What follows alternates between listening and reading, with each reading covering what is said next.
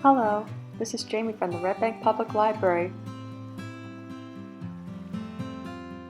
Welcome to this month's Power Play Art as Therapy series.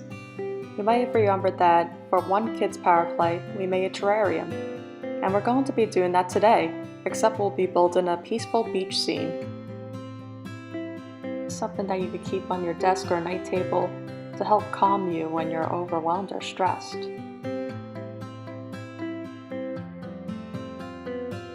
You could pick up a kit at the Red Bank Public Library while supplies last. For this craft, you'll need your kit, scissors, and hot glue. In the kit, you'll have the beach floor, 2 halves of a plastic globe, paper animals, and a mixture of gravel, seashells, and seaweed. First, you're going to take one of the plastic halves and fill it with gravel and seashells.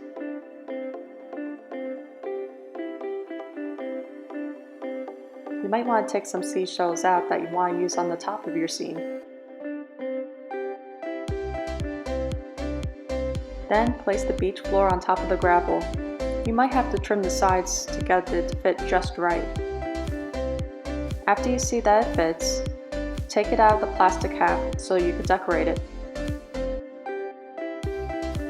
When decorating, you can cut out the animals and plants that you want to add to the scene. I recommend folding the figure at the bottom so that it will stand, and then you glue it down. You might also want to use seashells and pieces of seaweed from the gravel mix.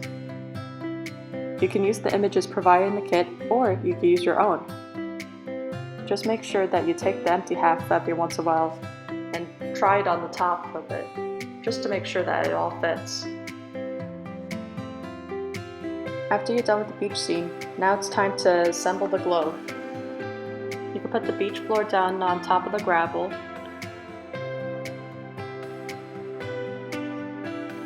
and then put the empty half on top.